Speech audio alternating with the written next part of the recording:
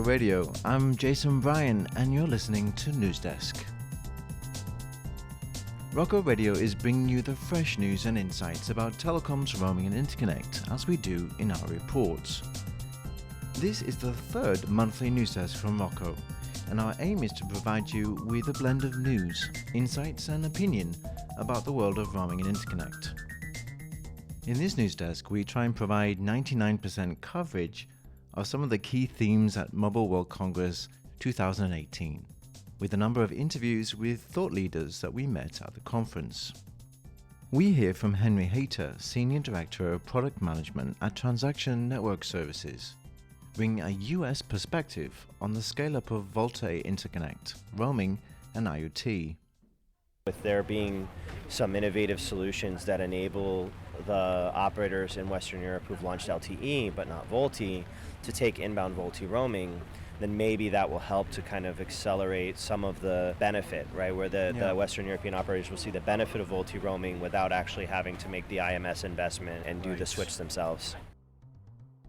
We also met with Ajay Joseph, CTO at iBasis, who talked to us about their solution for Internet of Things. We procure profiles from the operators. We put them on our remote SIM provisioning platform, and we sell that as a service to our customers. With 5G security in mind, we spoke to Steve Buck, Product Director from VoLTE Intelligence.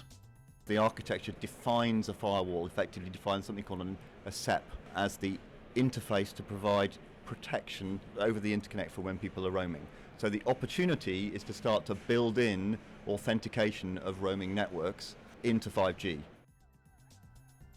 And with such a buzz on RCS in the conference, we heard from Dimoco's Managing Director Mathias on the realities behind RCS coming to the market. So if you want to compete or get your own foot in the door, like WhatsApp or Viber or the others did, which they're doing great, then you have to rethink your pricing model. And for us, also an aggregator, we need to understand how you make business on a wholesale level. Finally, it was a real pleasure to hear from CEO and co-founder of 365 Squared, Tonio Ellul, about their unique analytics solution for SMS. We don't want him to get his filtering product out and start the headache again of integrating something new. Our solution, which is the 365 Analytics, integrates with the filtering capabilities that the operator has. All vendors which we think, between them, really capture the spirit of Mobile World Congress 2018.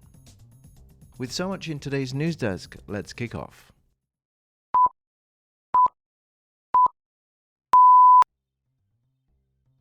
Well, it snowed, and it rained, and despite everyone trying to get warm, the topics for Mobile World Congress 2018 remained hot, with several key topics burning again this year.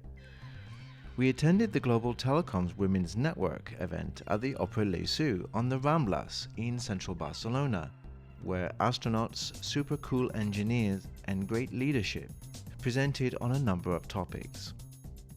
With that, and with the welcome drinks at the UK Department of Defence, hosted by Graham Stewart MP, who stepped in for Liam Fox while he got stuck into Brexit-related business. With these events, we got to, let's say, see a fresh approach to telecoms, one which we have been trying to support in recent podcasts, and that is the promotion of great thought leadership by women in our industry. Interviews with some of those thought leaders about their careers, products and services are coming up in the next few months, so stay tuned. A big thank you to Vicky Slight for inviting us to these events. Vicky's work on diversity and inclusion is something you should definitely review. Clearly one of the biggest hot topics at Mobile World Congress was IoT, Internet of Things. In our first interview, we spoke with Ajay Joseph, CTO at iBasis, who talked to us about their solution for Internet of Things. As a Tier 1 IPX, their reach on international roaming is clearly vast. With a number of companies looking at providing roaming-style platforms, it was a pleasure to dig into the details behind such solutions with Ajay. Hi Ajay, how is your MWC going? Busy, and my feet are really tired. I can completely understand it. Yeah, the 10 kilometers we are going to walk today is not enough, right? So tell me what's going on in iBasis these days. Yeah, one of our big focuses right now is growing our IoT business. And specifically what we're doing is we have a new service on catering to IoT service providers, where IoT service providers needing access globally, we offer them a EUICC, an embedded SIM solution, where we get data from the connections that we have with the mobile operators.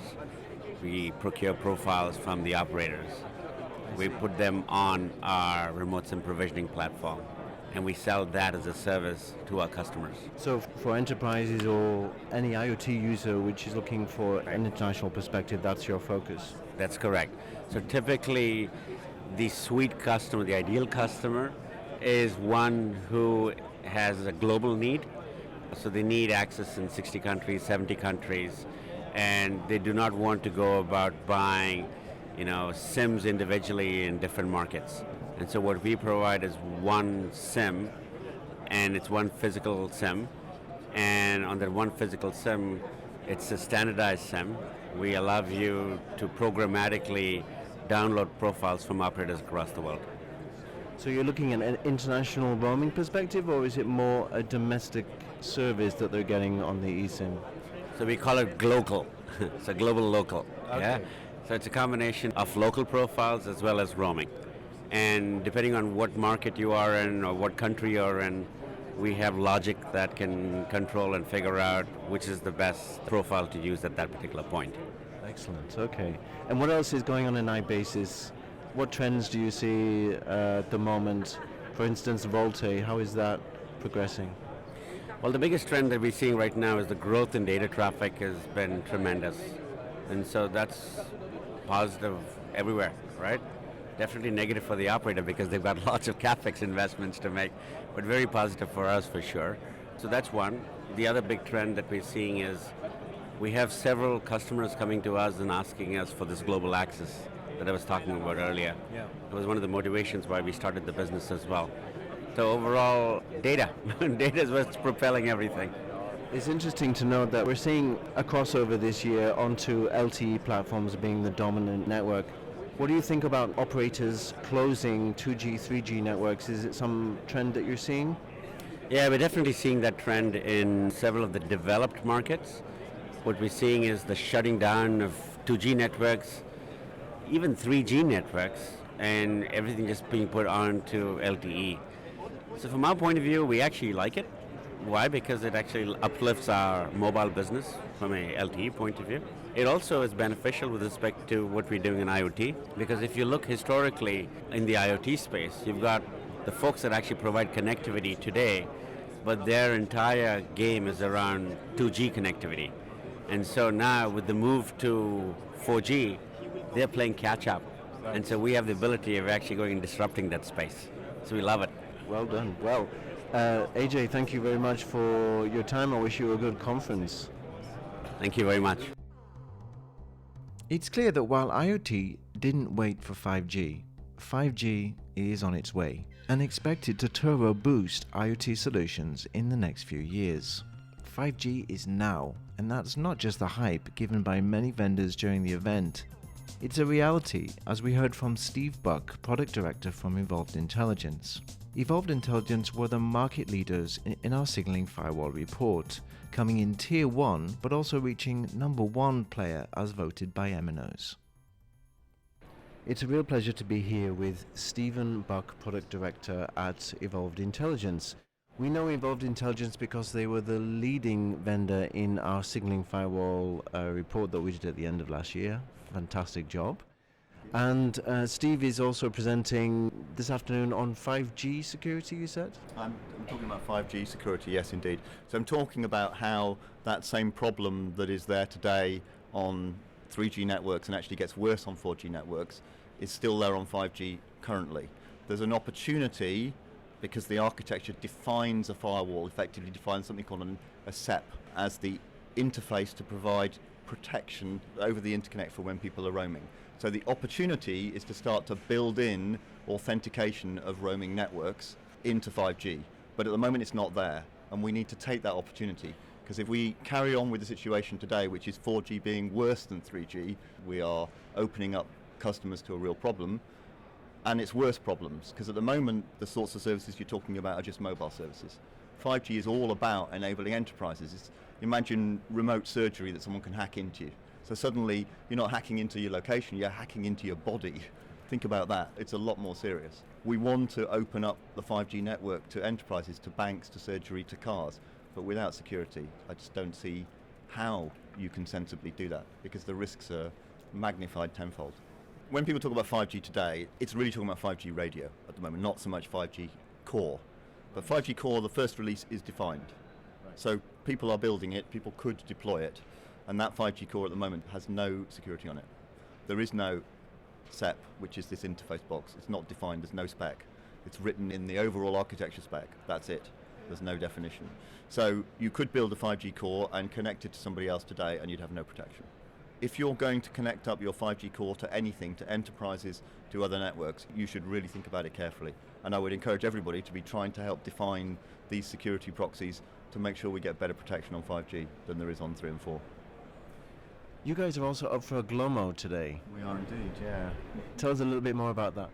So we're up for a GLOMO for the best security and authentication solution for our signaling firewall. And so we've won some previous awards on that.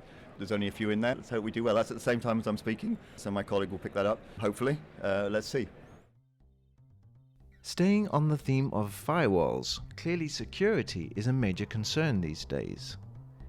We attended and opened the presentations at an event by Celicis IoT, which was dedicated to this topic and had some quite interesting speakers.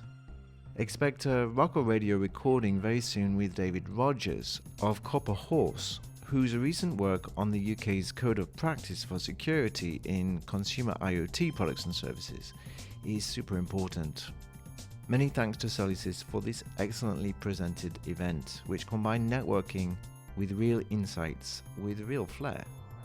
On the theme of security, that day I had also met with CEO and co-founder of 365 Squared, Tonio Ellul, about their unique analytics solution for SMS. Their not intrusive approach to supporting MNOs with analytics is going to help a lot of operators who may or may not have firewalls for SMS, but just need advice on how to optimize them. Tonio has the best Maltese accent, which is really great to hear and makes you want to listen. Welcome, Tonio. What is 365 doing these days? Well, to start with, 365 Squared started about 4 years ago, actually. Our idea was, and still is, to help mobile operators maximize their revenue on A2P monetization. So what we essentially do is we help mobile operators take control of their A2P traffic and monetize it. We do that by delivering our own software solutions. We have a very flexible portfolio of products, and our solution works with any type of setup the operator can have. Why is that? Because we hear a lot about SMS firewalls, and even when I set up the company way back, everyone had an SMS firewall, every operator had an SMS firewall, but were they actually using the SMS firewall correctly? Were they getting the same reports, the right reports? Were they analyzing the traffic well?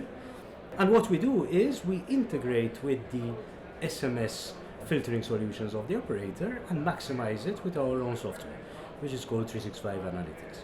You're now part of the Root Mobile group you were acquired last year. How is that going? That is doing really well, actually, more than expected. So in October, we were acquired by Root Mobile Group.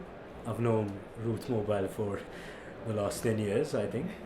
That helped us because there was a consolidation, especially on the sales side.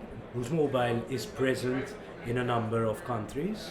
There's a sales team that is integrated now, and we're very successful over there. Root Mobile has a very brilliant branding as well. They have an image out there that is great, and that adds on to the 365 Squared image that we have built over the last 4 years. No, clearly Root Mobile were a tier 1 vendor in our A2P research from last year. A really good connection to have, a really good relationship to have, I would imagine. So in terms of your solution then, when we consider SMS firewalls and we consider SMS hubs, messaging hubs or aggregators, your solution somehow fits in the middle of all that, doesn't it, on the analytical side? So the actual value to an operator may be that they have an SMS firewall, but they don't necessarily know how to deal with the data that they receive behind it. So I would say we have two products. So what we do when we approach an operator is, what filtering capabilities do you have? And we believe that most of the operators already have some sort of SMS filtering capabilities. And we help the operator in working with what the operator has at the moment. Why? Because there is an investment that the operator has done in that hardware and software, but also we want to provide a non-intrusive solution to the operator. We don't want him to get his filtering product out and start the headache again of integrating something new. Our solution, which is the 365 Analytics, integrates with the filtering capabilities that the operator has. And it can be done very, very efficiently, very quickly. Then there is the other case where, call it a greenfield operator, where there's an operator who does not have any type of filtering solution. We work with partners, SMS firewall vendors, that a combination of an SMS firewall and our own 365 Analytics solution together as one product will help the operator monetize. So we are different from the rest because we do not just go over there, sell a firewall, but we listen to the customer, we see what is needed, what is really needed, and help the customer in the most efficient way. At the end of the day, I think what is different from us as well is that we guarantee monetization for the customer. And we put an SLA with the customer as well, that within the 24 hours of going live, we guarantee 95% of the A to B traffic being monetized. And we have always achieved that with all our clients for the last 4 years, which I'm very proud of. Yeah, it's excellent results. A question for you: if an operator is not clear on exactly the benefits that an SMS firewall solution or analytics will give them, how do they make a business case internally? I'd say we have a lot of things how we can help. First of all, we help the operator build a business case, which is usually used then to sell this idea internally within the operator. So we help them build up a business case. We have case studies with other operators as well. We also invite the operator to talk directly to our clients who already have our solution installed, and we will not be involved in that. So we'll provide references and we'll leave the operator talk to our clients.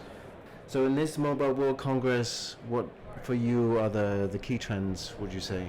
The Mobile World Congress for us is a conference where we meet existing and new clients, continue building the relationship with our clients, meet them face to face, but also introduce our services to the new clients. There's a number of groups over here that we are having meetings with, and I believe it's not a sales conference actually, it's more a relationship building conference. It's a bit different than the VAS, which is more directed in selling that particular product. It's a big conference, but it's always great to be here and meet new and existing clients. With all this in mind, what's your plan, Tonio, for 2018? Well, 2018 is going to be one hell of a year. So it's going to be probably the year where we're going to go live with most clients ever, actually. At the moment, we're doing 4 deployments, which have to go live in the next 2 months. Others are lined up for this year. It's very engaged. Exciting growth. I would say yes, and even we're growing from a resource point of view. So this year is going to be a very exciting year indeed, actually. Naturally, we had a good walk around Hall 8.1, where it's possible to meet many of the world's leading messaging vendors. Rocco's report on messaging strategy is due out very soon, but until then, we wanted to get some opinions on RCS. And with such a buzz on RCS in the conference, we heard from Dimoco's managing director, Mathias, on the realities behind RCS coming to the market. Well, I'm very pleased to be here with Mathias Hollerl. Correct. Correct? Did I say it correctly? Perfect. Who is managing director of Dimoco. How is your Mobile World Congress going, Mathias? Yeah, it's good. It's the third day. Getting a little bit tired now, but yeah, one day to go. And you said this was your 6th Mobile World Congress, but how long has Dimoco been in the business? The company was founded in 2000, so at that time we started in premium SMS and carrier billing, so this is still the bigger part of Dimoco. For messaging, we have founded an entity 2.5 years ago, but yeah, the company itself is in the industry for now more than 17 years. Brilliant. So obviously we know that A2P is a very big business, but what about the other trends in the market that you see? What about RCS? Any comment on that? I think RCS can be a big opportunity for the industry if the dots are connected, let's say. Currently, I mean, we know the story about Join and what operators try to do, and I think they have the most native app already installed, which is the SMS inbox. So huge opportunity for the operators, for us in the value chain, for enterprises, for the consumer. From a consumer perspective, it's a great experience, but I see some risks involved and some, on the other side, but some super opportunities. Question is, how fast can operators move to compete with the so-called OTTs? That's a big question mark. Yeah, I mean, I hear a lot of talk about companies engaging with RCS, but still, I don't understand the pricing model. Is it very clear for you what is happening with that? Absolutely not, and this is my main concern. I have heard that operators are thinking about making the same price level as messages or SMS or even higher, but to be honest, just because it's richer content doesn't mean that you have to spend more money on it. So if you want to compete or get your own foot in the door, like WhatsApp or Viber or the others did, which they're doing great, then you have to rethink your pricing model. And for us, also an aggregator, we need to understand how you make business on a wholesale level. And that's also very important to understand. If you look at MMS, still there, especially in the US, but if you would lower the prices or on a level where it's very attractive for us, also an aggregator or for a service provider in the middle, you already have it. Not that rich, but you already have it. I'm really looking forward to what operators or the industry is trying to understand and get to a point there. Of course, the OTT players have entered into the messaging space as well, and they're also doing A2P style solutions. Do you think that's much of a threat to A2P SMS? I think SMS is in very good health for A2P still. I think SMS, from my personal view, is still king because we all know the advantages. I don't think it's a real threat, it's a complementary channel. At the end of the day, the consumer will decide. You don't have to tell a consumer which channel you have to use, he just chooses himself. It's a complementary channel, let's say. I mean, yesterday I've participated in a workshop about the evolution and the future of networks, and we all know that the most downloaded apps are messaging apps, so messaging as an element of communication will be much more important in the future. SMS will always be part of it, and I'm sure that in 5 years, when we have maybe 10 years, the next interview, I don't know, we'll still talk about SMS, so I'm quite sure. And yeah, the consumer will decide at the end of the day which channel he chooses. But, as I said, if you have a native installed app like SMS Inbox, I would rather get rid of my all other OTTs probably, I don't know. But at the end of the day, we just need to follow the trends and try to offer the whole spectrum. So from a 2018 perspective, what does Dimoco have on the horizon this year?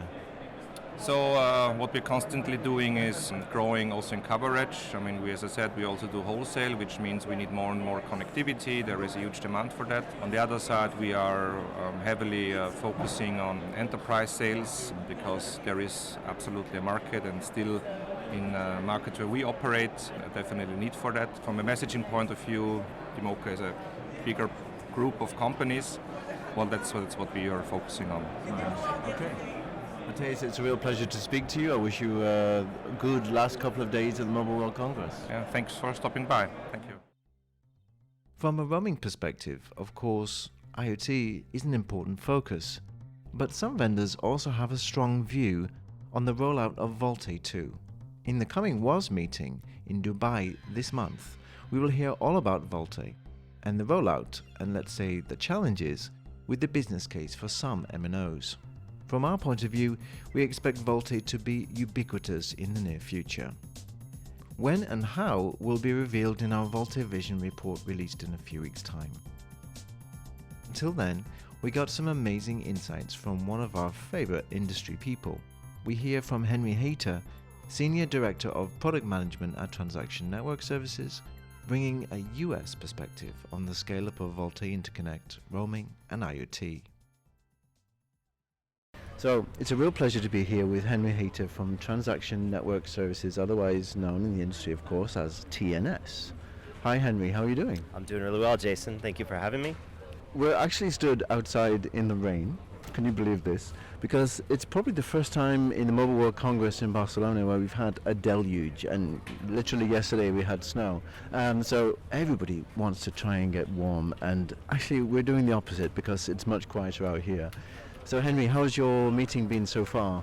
It's been really good. There's a lot of activity that's interesting in terms of understanding the direction of the marketplace. I think that Mobile World Congress is going to have to change its name soon because it's now becoming maybe like a World Technology Congress or something like that, because there's so many companies here with IoT solutions, and mobile is only one segment of it, right? There's so many different technologies, and a lot of the more impressive displays are around smart cities and industrial IoT solutions, and some of them are 5G, some of them are wired, some of them are Wi-Fi, and the mobility aspect of the show is somewhat getting lost in the tsunami of technology, right? Right. Yeah, it's been really interesting. It's fun to watch the show change over the years, right?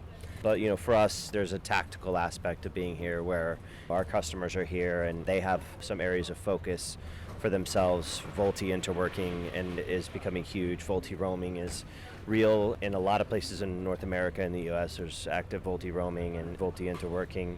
RCS is on everyone's minds, right? So these are actionable things that we're following up on here and then trying to plan for the future around IoT and to M. Right. Obviously, we try to get a global perspective on these things, and I think your insights particularly are very relevant because, let's say, a lot of people were aware of what's happening in the US, but maybe over here in Europe, I mean, people have a different perspective on VoLTE. And from a VoLTE perspective, for VoLTE roaming, it makes sense, doesn't it, that operators at some point in time are going to close their 3G networks. And if you close your 3G, 2G network, essentially you're going to have to need VoLTE. VoLTE is essential for that. So what work are you guys doing then, TNS are doing on VoLTE roaming specifically? So there's a couple things. The first thing obviously is making sure that VoLTE roaming and the S8 home routed architecture works and that we have support for the other architectures. One area where we've innovated and delivered a new solution is for handling the emergency calls, right? So the emergency calling needs to be broken out locally in the VPMN regardless of how VoLTE roaming is working. And so we have a solution where we host the portions of the IMS core that you need to break out and deliver an emergency call locally. And so what that does is it enables an operator who has launched LTE but maybe hasn't launched their own IMS core, so they don't have the ability to even comply with any of the 3GPP solutions for handling an emergency call in the VPMN network. If CS fallback's not available or not compatible, we can take control of that call by resolving the SOS APN to our network and then deliver it out to the PSAP. We have this solution in production in the US. We're using it to bridge CDMA, legacy CDMA circuit switch networks with the LTE networks, but we're also now looking at a couple of geographies internationally where they don't have a solution today for delivering emergency calls in VoLTE, but they have plans to decommission their 2G and UMTS networks, right? And so there's a little bit of a race condition that we're trying to meet in the market, and that's keeping us quite busy. Yeah, actually, we're right in the middle of doing some VoLTE research. We did it a couple of years ago, but now we're repeating it because we want to try and understand what is the scale of this. From an overall global perspective, what is the take-up like? Well, I mean, it's quite high in North America and it's quite high in Asia, and I think that has a lot to do with the density of the networks and the density of the subscribers. And Europe, Western Europe especially, it's a little bit slower, and I think that part of the reason is the Western European operators don't always have the same price pressures around maintaining their networks, right? So if you take, for example, an operator like T-Mobile USA or Verizon Wireless, they have hundreds and hundreds of switches and hundreds of SGSNs and hundreds of GGSNs that they are paying maintenance on, and they're paying for support contracts, and they're managing these massive networks, right? So this is a huge cost problem for them, and the faster they can evolve to the next technology and lower the cost profile, the better. But in Western Europe, if you're in a small country, you may have 10 switches or 5 switches or 2 switches. And so the economics are different for those operators. And so I think that's kind of how it will go is the operators that have the price pressure will do it. But I do think that with there being some innovative solutions that enable the operators in Western Europe who've launched LTE but not VoLTE to take inbound VoLTE roaming, then maybe that will help to kind of accelerate some of the benefit, right? Where the Western European operators will see the benefit of VoLTE roaming without actually having to make the IMS investment and do the switch themselves. Okay. Yeah, because we interviewed a couple of vendors, let's say, who have indicated it's slower than we thought, the take-up. And I understand that probably in the US, there must be operators thinking, time to close 3G. That's an interesting dynamic, because obviously we know in Africa, of course, there's many operators who are just getting into the 3G, and still 4G hasn't really made the turning point internationally to say this is ubiquitous. Right. But of course we know also activity of 5G in America. We saw a press release this week, I think, of one of the operators in the US who is already planning to launch 5G in 50 cities across. Right, yeah, absolutely. It was in the Mobile World Daily newspaper today. There was an announcement from a Tier 1 operator.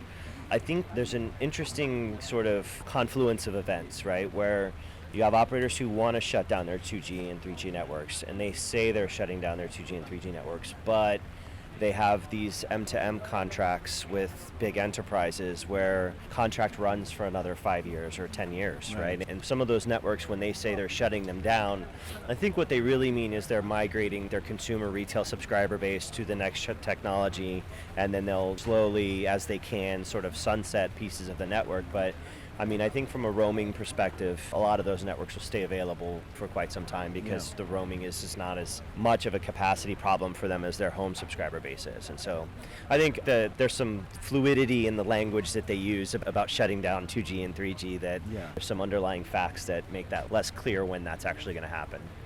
So let's talk for a moment about IoT and roaming, because it's kind of a segue, because I consider that from a 2G, 3G perspective, some of those operators might want to keep those networks open just for that extra capacity for IoT-related devices. What do you think on that?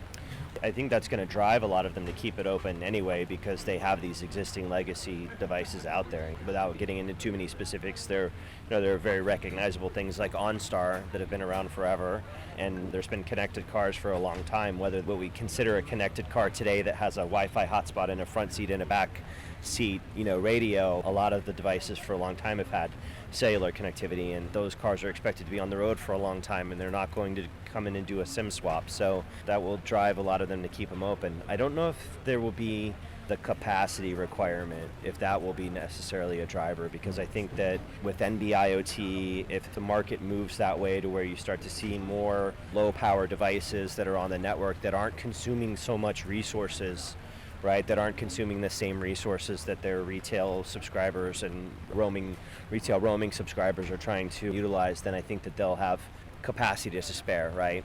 And then with 5G coming out and being more of a sort of fixed wireless approach in a lot of cases, that's going to solve a lot of the IoT requirements, because there's a large number of IoT devices that are stationary.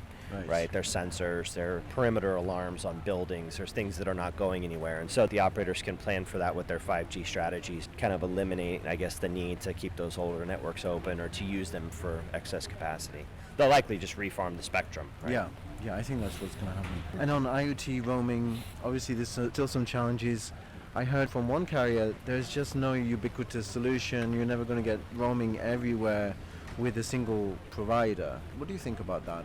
I think it's true, and it's difficult because there are certain geographies where there may be competition in the consumer space for cellular service or mobile service, but when it comes to something like an IoT solution where you really have to have ubiquitous coverage, there may only be one provider, right? There are countries where the legacy PTT-owned company has built out the entire country, and the competitors, they focus on the metropolitan areas and where they can get subscribers. They're not good alternatives for IoT, and so that then puts you in a situation where you have to get that operator to agree to some kind of permanent roaming, and then those likely in some cases come down to negotiating 500 MCs at a time when you need 50,000.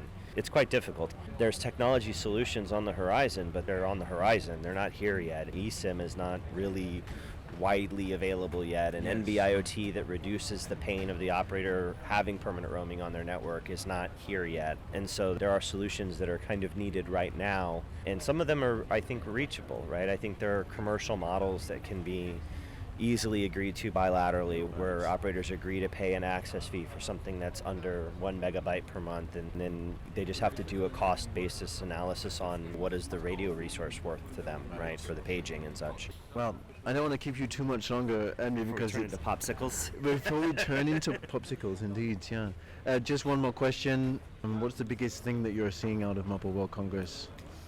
I think the biggest thing is 5G and IoT, and that's where, like I said, I think that the mobile part of the World Congress is slipping away, and it's becoming more about technology and connectedness, and it's great to see because there's so much promise, and there's some really interesting demonstrations, both in terms of how to make buildings smarter and how to make cars smarter, to how to make professionals smarter and how they accomplish their jobs, and there's lots of great VR demonstrations of how things can be improved and simulated, and it's really impressive. I mean, that's what's probably the most interesting thing about Mobile World Congress, is to see how many different areas of society are being fundamentally impacted now, where before it used to just be about communications and connectedness between people, and now it's connectedness between everything, and that's just kind of an inspiring thing to see.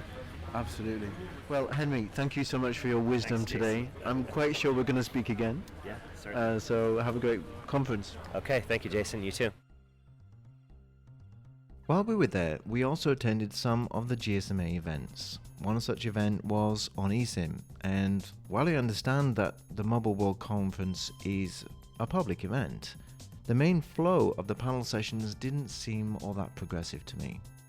eSIM is growing in visibility, and people are becoming more and more aware of its effects on consumer devices. But the reasons why MNOs are not championing it need to be talked about and understood before any company can make great leaps on their strategy to generate new revenues from it. You can't expect MNOs to jump in on new sales channels and portability processes within a short time. More on that, of course, in our eSIM report that we delivered in January this year. So you might be of the mind, as one social media commentator said, that we are in a Groundhog Day, that this year's Mobile World Congress was the same as last year. For this, I would say slowly, with small steps, the industry is moving ahead with 5G, with IoT, and new communication solutions. Great sustainable evolutions in our industry take time to produce, and these are not, after all, solutions. These are foundations for amazing products and services we are going to see in the future. We hope you enjoyed this month's podcast. Hear from us next month in Dubai. Until next time, this is Jason Bryan, and you've been listening to Newsdesk from Rocker Radio.